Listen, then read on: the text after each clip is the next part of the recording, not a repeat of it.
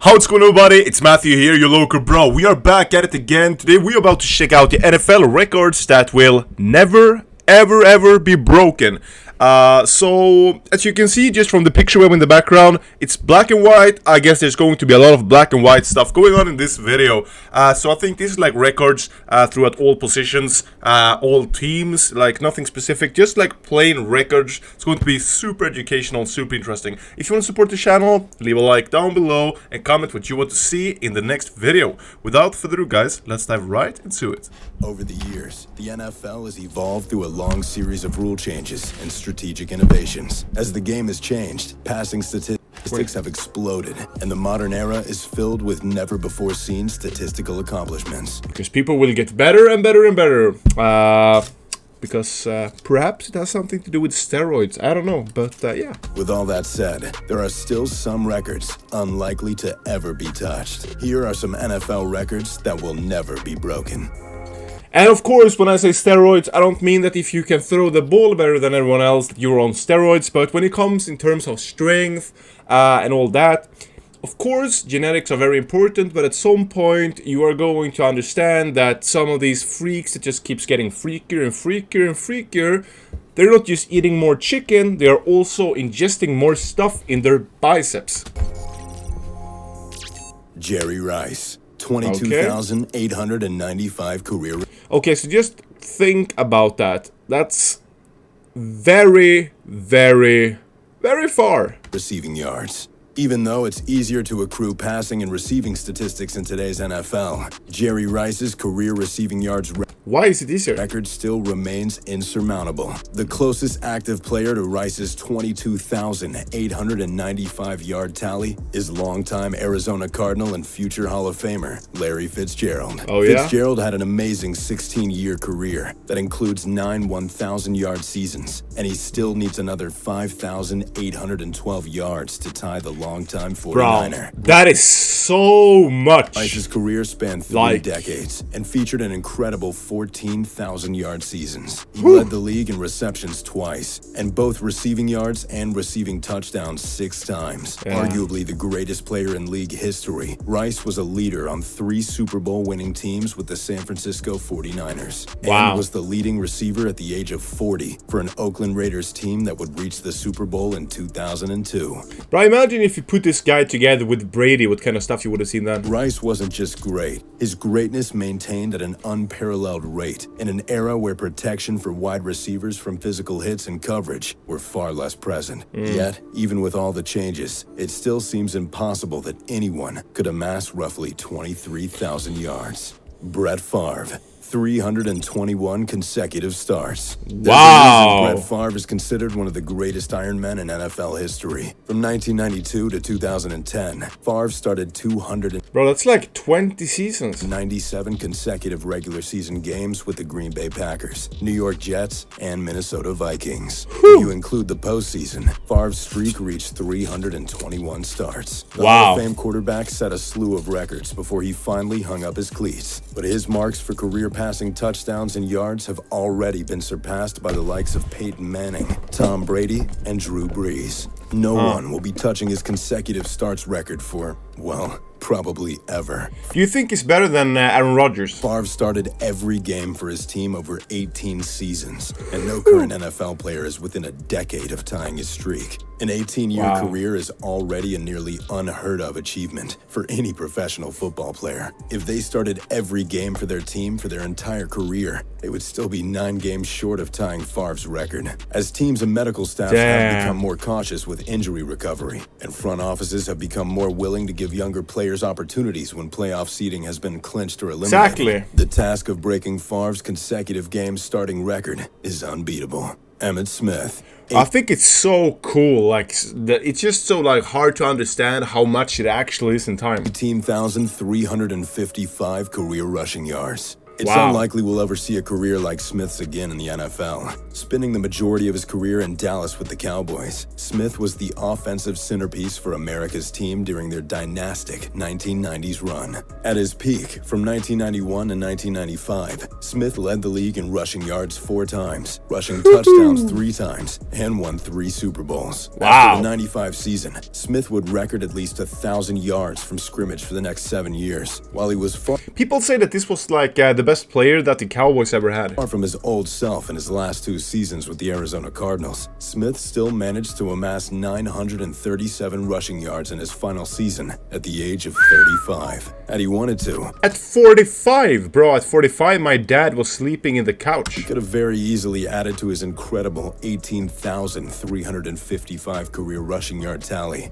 Walter Payton is a distant second place in the record books at over 1,600 yards behind Smith. And the only active players close on the leaderboard, Frank Gore and Adrian Peterson, would need multiple 1,000-yard campaigns just to pull within striking distance. Yeah. Considering both players are already over the age of 35, it seems impossible to envision either coming close. After that, it's hard to envision any current player accruing even 13,000 career rushing yards. It's like so absurd, like these measurements, like even to just I'm sitting here, you know, trying to translate this into metric, but you know, it's just so freaking far. And just to think that they did like all this in professional sports, bro. These guys, they were not messing around like at a parkway outside of McDonald's doing this. They were in the NFL. They were like against the top athletes of all time in there. You know, they were rushing. You know, they had like these monsters like Ray Lewis throwing themselves at them. And they still pulled this off. I just think it's absolutely remarkable.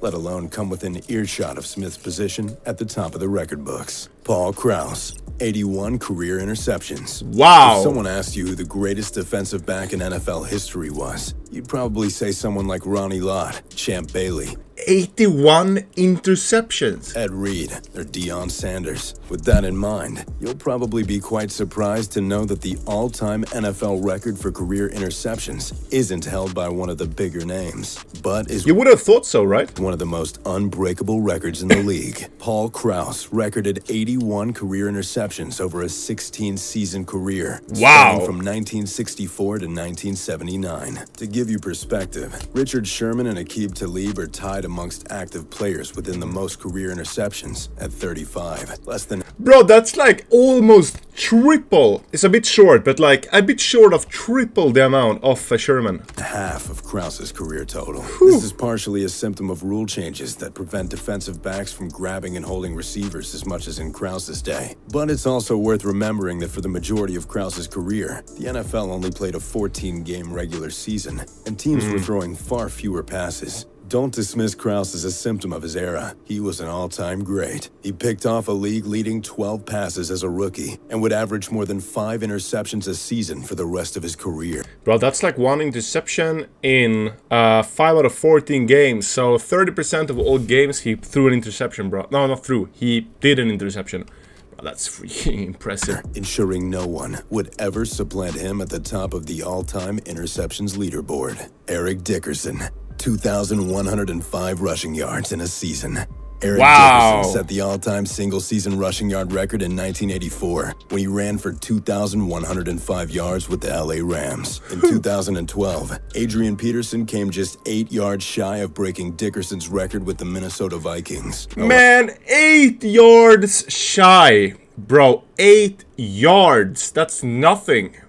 Damn, this guy, that has to be like one of the biggest things that is going to bother this dude for his entire life. 8 freaking yards. However, the next best single-season rushing mark over the past decade is Ezekiel Elliott's 1,631-yard tally in 2016. Yeah, guys, so many people are talking about this guy Ezekiel Elliott. That he's like, some people are saying like he's the biggest overpaid bust ever. Some people are like saying he's probably like one of the best running backs of all time. What do you guys think? Should I make a video about him?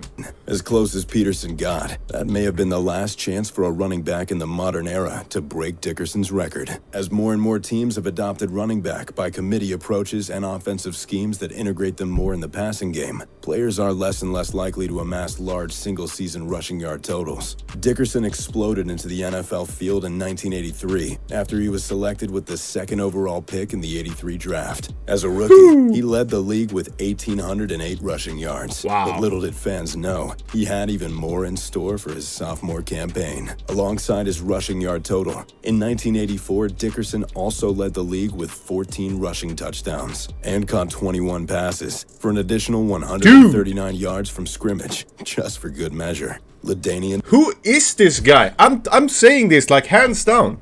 Right now, once again, NFL has probably the biggest freaks of all time in terms of athleticism.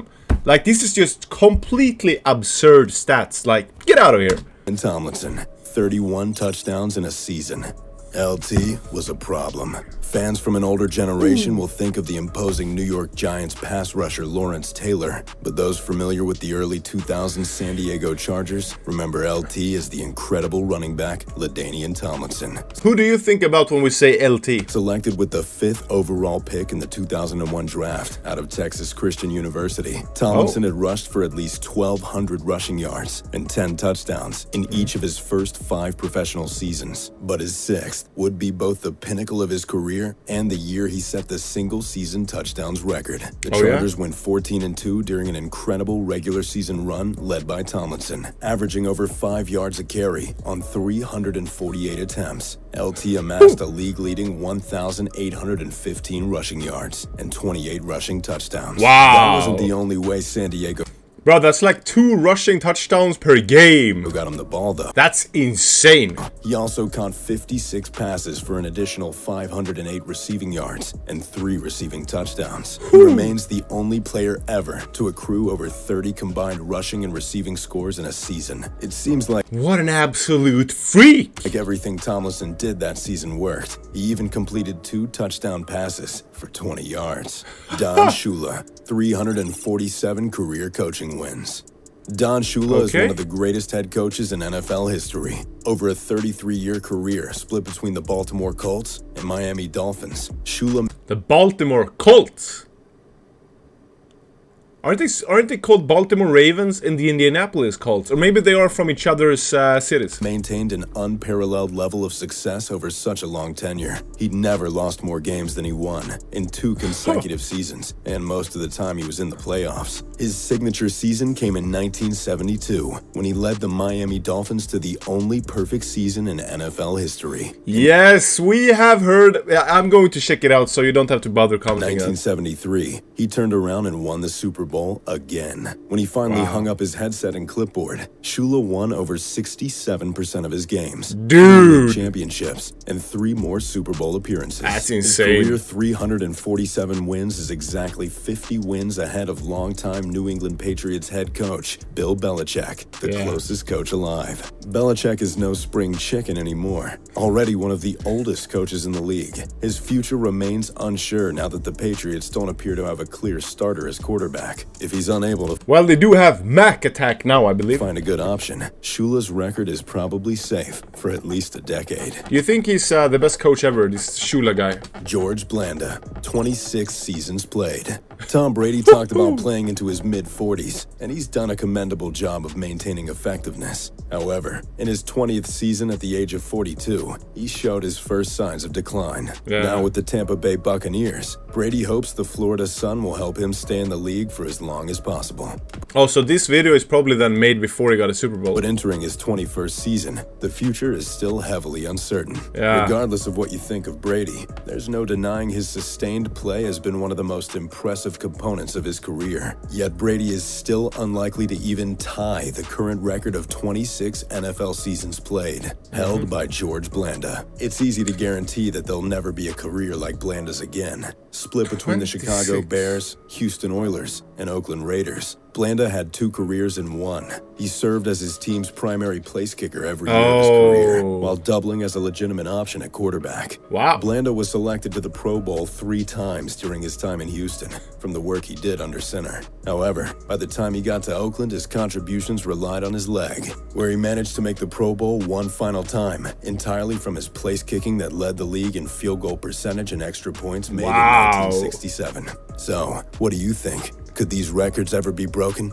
And if so, who's gonna beat them? I mean, if you are let me know in the comments. Yeah, if you have 26 years, so if you were starting the NFL when you were 18, which I don't think you can do because that is just when you get out of high school, but I guess you can go into you could go into the NFL without going to college, I believe. Or do you have to go to college? Let's just say that you're like the best athlete of all time. You're just a big freak monster. Let's say you are me. It's Matthew. It's Matthew comes. I graduate from high school. Boom. I get called up by the NFL. They want me. I'm 18 years old. 26-year career. Then I would be 6 plus 18, 24 plus 20, 44 years old when that career ended. And that is that I don't, during a 26-year period, don't have any, injuries that's going to blow me away, and, sustain my fitness, everything. Bro, just imagine how small that chance is. And of course, you're probably not going to start when you're 18. Maybe you're going to start when you're 21, 22. Bro, then you're going to be like 48, 49, 50 years old once that career ends, bro. That is just insane numbers when you think about it, really. I think that it's a very, very, very small chance that's happened. Let me know in the comments down below if you think that these records are going to be broken or not, and if you think bro, just your overall thoughts about this video. Any records that you specifically like, or that you maybe experienced when you started watching out NFL. Did you see any of these players around, like the coach for the Dolphins? Did you experience that perfect season? Let me know in the comments down below. Leave a like if you enjoyed this video. Make sure that you subscribe if you haven't done it already, or if you want to just support the channel. Comment down below also what you want to see in the future. I'm going to do my absolutely best to make sure that you guys are provided with good content. That was everything for today, guys. Hope you guys had a good one. I'll catch you guys around.